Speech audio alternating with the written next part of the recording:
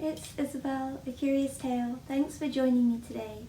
The other day I met a lovely American couple and they were asking me what I liked about American culture, kind of expecting me not to really have much to list, which I definitely did.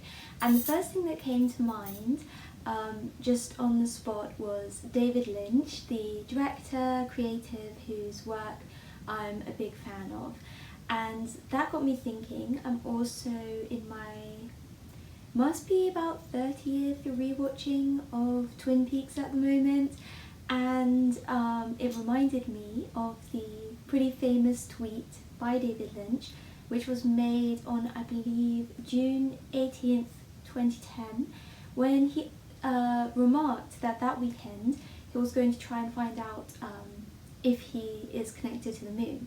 And then on June 21st, I'm not sure if it's a coincidence that that was on the solstice, 2010, he surmised that after his apparent weekend of study, he believes he is connected to the moon. And that time of year is coming. And so I thought that this weekend I should also see if I am connected to the moon.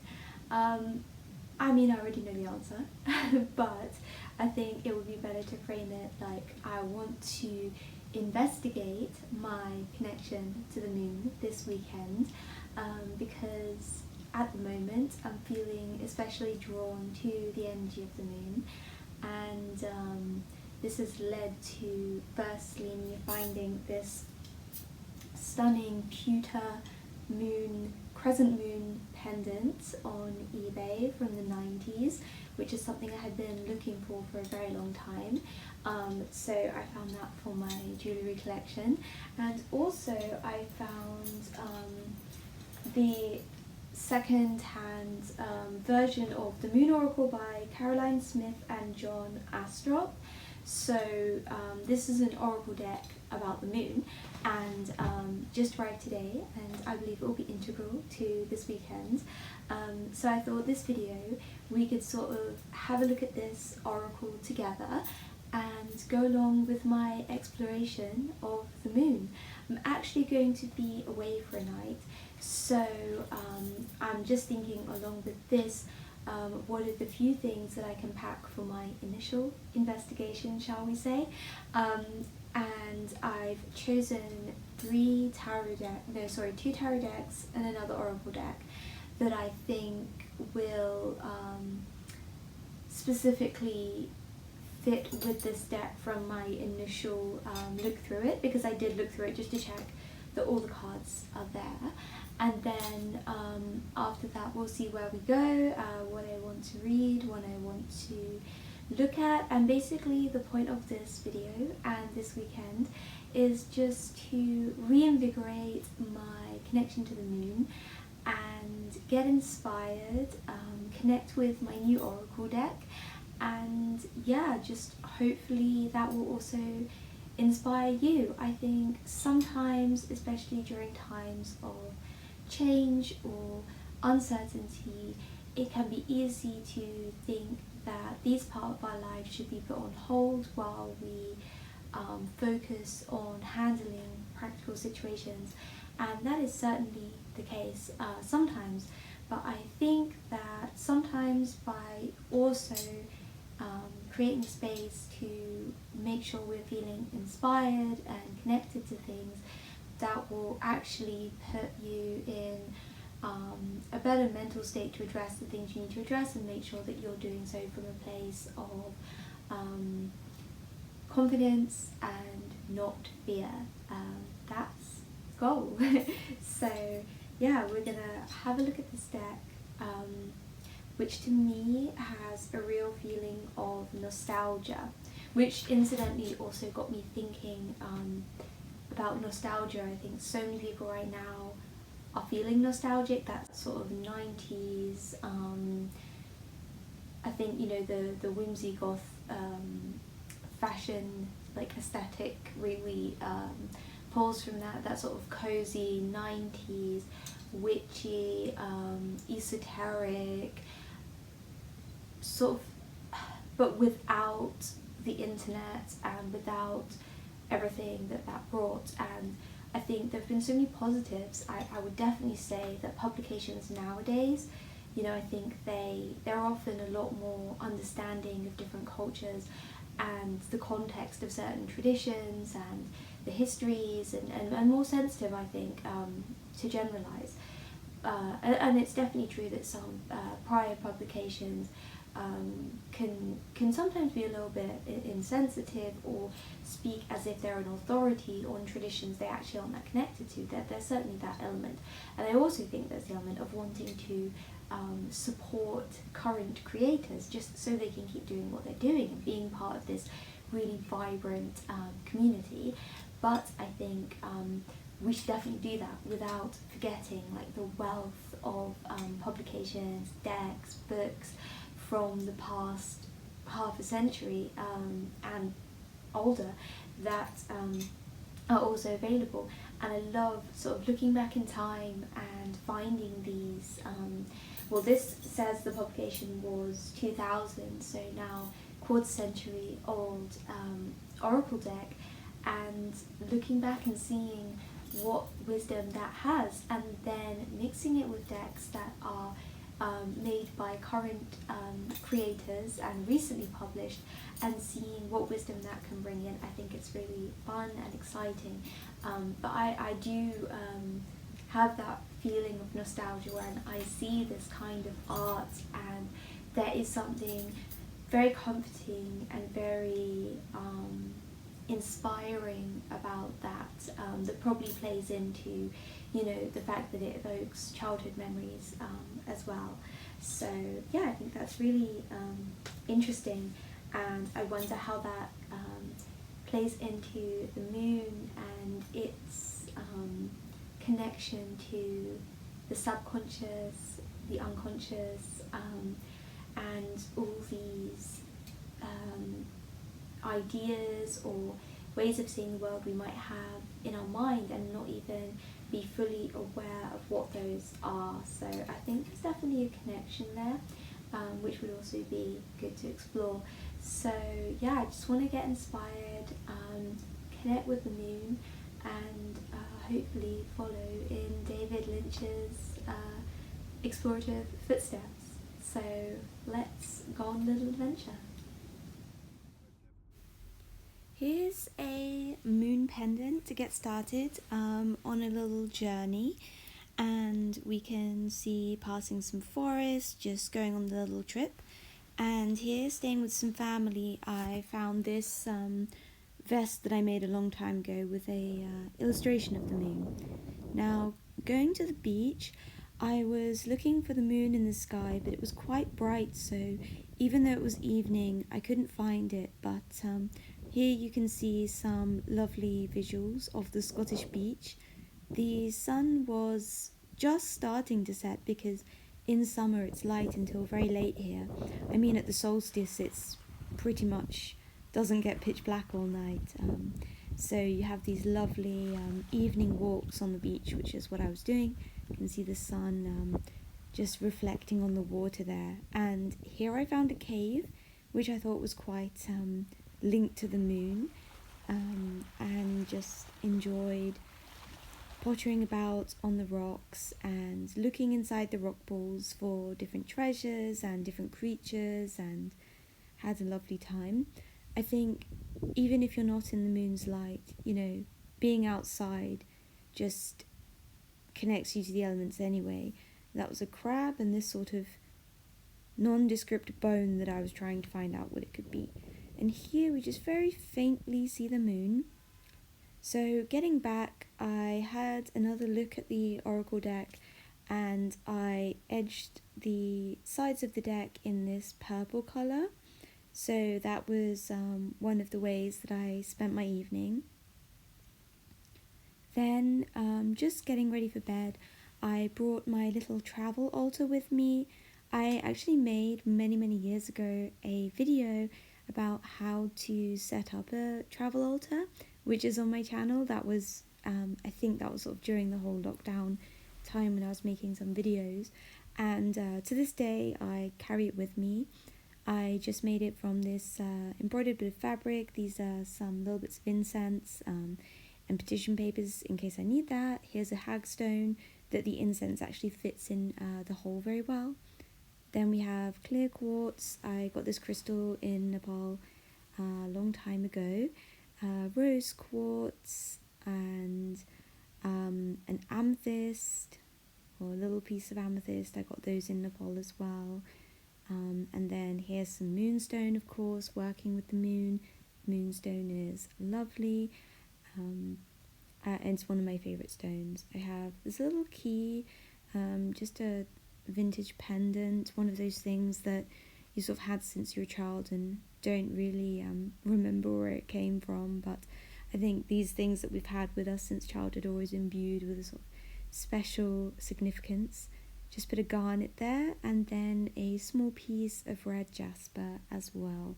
You'll also notice a little creature by the bed. I think when travelling, I always like to bring at least one little companion with me, and then I have my decks as well just by the bed. Then the next morning, starting off with a donut breakfast, classic David Lynch food, especially when paired with black coffee here. It's my personal favourite anyway. Then I had a great time just playing with the deck and the others that I brought with me. We're now going to take what may seem like a little bit of a deviation because I went alpaca walking. This was actually for my cousin's birthday, and you might think, why are you including this? Well, it's very unexpected, which I think very much goes with the energy of the moon, and it was also just an absolutely delightful day. I never knew that walking alpacas would be so fun, of course followed by birthday cake. And here I found an absolutely stunning wagon or bardo, which I explored, finding crystals at the sea and then taking another dip in the ocean.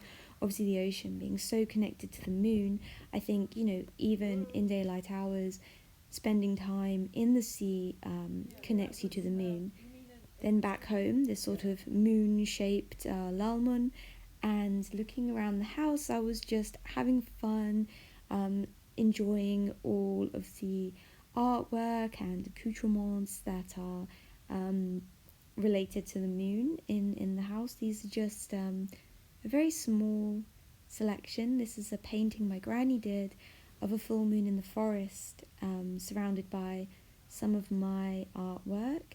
And again, this is a drawing I did a while ago in Nepal with the triple moon symbol.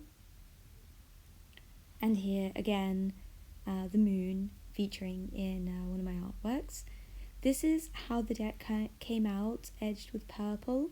I really love how it looks, and I think it complements the deck really well. I just feel like edging a deck really connects you to it. This is Twin Peaks: The Final Dossier. I had a lovely time reading that. And then I also read the Book of Moons and Seasons by Hannah MacDonald. And this is the part of the book dedicated to the strawberry moon, which I was reading because it was the strawberry moon of June when I was filming that. This is another look at the sides and the back of the Moon Oracle cards. Again, I think edging them just always helps me take time to appreciate each card and connect. Those were some clips of the last few days. It seems that my exploration into the moon is taking longer. I think David Lynch spent the 18th, 19th, 20th and 21st, about 4 days in his exploration, and it's been a little longer, but we just had the strawberry moon, the full moon of June, and today, June the 11th, is the peak of Sagadawa, the religious festival. So yeah, I feel like so far my feelings about the moon, or my observations this time, have been that the energy is very unstable, unpredictable and mysterious, and these are usually things that are seen in a negative light, but I don't think it needs to be negative. I think it's more so that these are just perhaps not as easy to work with, but easy is not synonymous with good. So I think it's about embracing these energies and seeing the positives that they can bring, and that unexpected things can happen, much like in one of Lynch's films. I remember in a making of Twin Peaks, he was explaining that when something unexpected happened when filming, instead of trying to rectify it, he would actually just go with that, and that would lead to really interesting additions. I think one example that's quite famous in Twin Peaks is when it was, I believe, someone who worked in lighting accidentally could be seen in one of the shots. This actually led to him being cast as Bob in Twin Peaks, and looking back, you can't really imagine that character being played by anyone else. So very much the idea of synchronicity and embracing the mystery, because that can actually bring in so much inspiration and take you on amazing routes you wouldn't have normally travelled. Also, the moon has obviously long been associated with lunacy. Obviously, even the word coming from lune or moon, and to see how, remaining in the realm of what's healthy, of course, how that can again bring new inspirations into our lives. For example, I came home to find my husband was unexpectedly rearranging the bedroom furniture, which was a great idea, and it turned out to, just make the room feel a lot more peaceful and more actually bigger. And so sometimes doing unexpected things or just something out of the norm can be a great idea. And then what else? I think working with the moon, the way I see the tarot card, the moon from the Major Arcana, I think it shines a light on things that we wish to keep hidden. So that could mean that behaviors or things that we're trying to improve upon might actually get worse, but that's because it's coming to the surface of the water. It's no longer hidden in the depths. So that would mean it's no longer possible to ignore. So sometimes things have to increase in severity in order to necessitate them being looked at or worked with. So I think these are my feelings about the moon, and how working with it could be advantageous and interesting upon the time of this particular full moon. These are my feelings, and also my feelings about, I have here the Moon Oracle, which I have been working with as the primary oracle around this full moon. As I think I may have shown in a previous clip, I've edged this in purple, of colour very much linked to intuition, which I very much linked to the moon. And I've really enjoyed working with this deck so far, and maybe I'll give you a little flick through. But one thing that's interesting is the guidebook, I think, is really good. Sorry if you can hear that alarm. Is really good for information about the moon phases and their astrological associations. I think the goddess cards, they just have a page per goddess, which no goddess can be reduced to a page, so obviously it's very much like introductory. One thing that interested me about how this guidebook is written is that a lot of current oracles, this the cards say copyright 1999, and this is from published year 2000.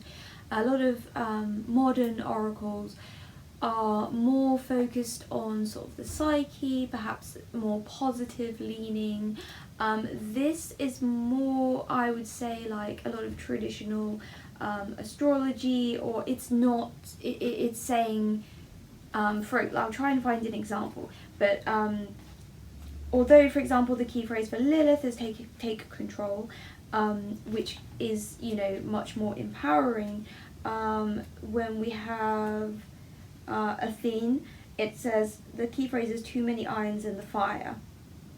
And so the cards, or one of the mansion's stones, sticking to the familiar, and then Goddess Kali, if you fight, you'll have to pay the price.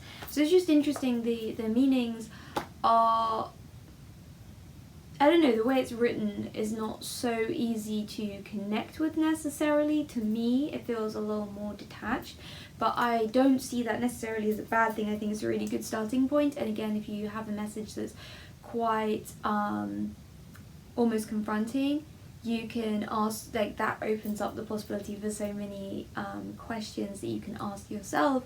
Why do you feel maybe startled by this, or why do you feel this message is maybe a bit cold, and just take that as a starting point.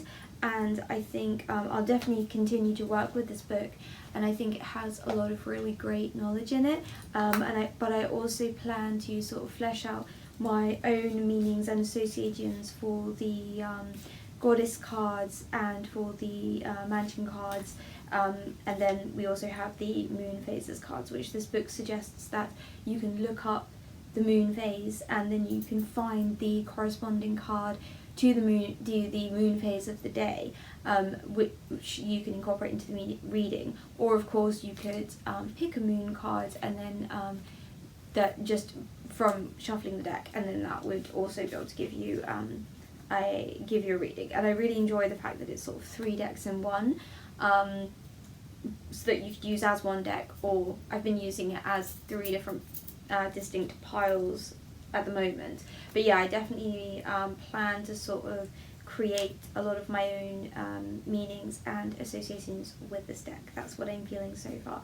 But yeah, the artwork is really beautiful. Here's the volcano card, and I just think it's a lovely different kind of insight to a lot of more modern oracles. It's an interesting perspective. Oh, and also speaking of unexpected, it's a lovely sunny day today, and I had a little trip to one of my favourite charity shops, and I found some wonderful treasures. I'm just looking over there. I found a vintage full, like PHOOL, flower, meaning flower, vintage deep red shirt, just over there for £3. And I also found this book, which is Art of Himachal, which, like, Himachal Pradesh in India, in the north. It's from the State Museum of Simla, and what a treasure it is. It was published in 1975, so that means it's 50 years old this year, and it was by the Department of Languages and Cultural Affairs of Himachal Pradesh, and at the time it was 150 rupees, which I feel like at the time would have been pretty expensive. Printed in Simla as well. So yeah, and it's a very old book that I found for literally £2 in the charity shop, and it has some stunning images of art from Himachal Pradesh, which is not too far from Nepal. So of course it has its distinct culture, but there are some similarities as well, especially in the structure of some of the temples. So that yeah, was a beautiful treasure I found, and I think I probably showed it in a previous clip, but I also found this necklace, which is definitely from either Gujarat, it could be from Gujarat or Rajasthan, but it could also be from Pakistan or Afghanistan, and I found it in a charity shop for £3.50, and it has a moon on it. So yeah, that was another very exciting find. Definitely again going with the unexpected, with the mysteries of the moon, and bringing in more of that energy. So I'm now going to read a bit of my book outside because it's very sunny, and with a little maybe a beverage, and yeah, that's my plan. And then I have a few more moon inspired crafts that I would like to get to before we conclude our investigation. Oh, and this is very all over the place, but very much in keeping with the more unstable energies of the moon, let's say. I really enjoyed reading Twin Peaks: The Final Dossier, which is over there, which again, we're sort of, I suppose, we're channeling the moon, we're channeling David Lynch. That's clearly the mixture of energies we're channeling at the moment, and I found it really interesting. It's definitely, for anyone who's interested in Twin Peaks, it's definitely more, in my mind, it's like one theory for how things happen, and because it's very much about sort of tying up loose ends, and that's something about Twin Peaks, is that I think part of it is that you don't want the mystery to be solved, and I think this is sort of one perspective on how it could be solved. So it was a very interesting book. Again, that's something I'd found at a charity shop, so yeah, very exciting. That's definitely something, if I have one skill in life, it's finding things in charity shops. But yeah, after that other segue, I will join you with perhaps some more moon inspired crafts.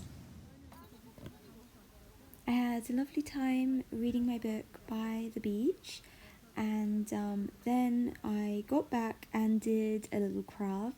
This is a block print that my mum and I did as part of a ongoing craft project, and I stitched it onto the bag for the tarot cards. It's the parasol of the 8 auspicious symbols. Then here's the deck just in the bag. This is the Lilith card, which is perhaps my favourite from the deck, and I just wanted to give you a little look at some of my favourite cards. We have the Dark Moon Goddesses of Lilith, Kali and Hecate, and I really like their depiction in this deck, especially the use of colour and the almost detached illustrations that sort of enable you to project your own understandings onto it. These are some of the cards that depict the different moon phases, so you can find the card corresponding to the current moon phase or whenever you're doing the reading. And then these cards, they are more like you would find general oracle cards that relate to, they have different keywords and relate to different sort of archetypes and ideas, and I really like them. So that was my video about the moon oracle, and just exploring some different things I've been inspired by recently. It was probably a bit disjointed, but I had a fun time making it, so please let me know what you think. And I have some upcoming video ideas, just sort of looking around the city, and I've been doing a lot of hand printing, and I'm working on a little clothing collection. So if that sounds interesting, please feel free to subscribe if you're interested, so you can see the upcoming videos. And I hope you're all having a wonderful day. I'll see you soon. Bye!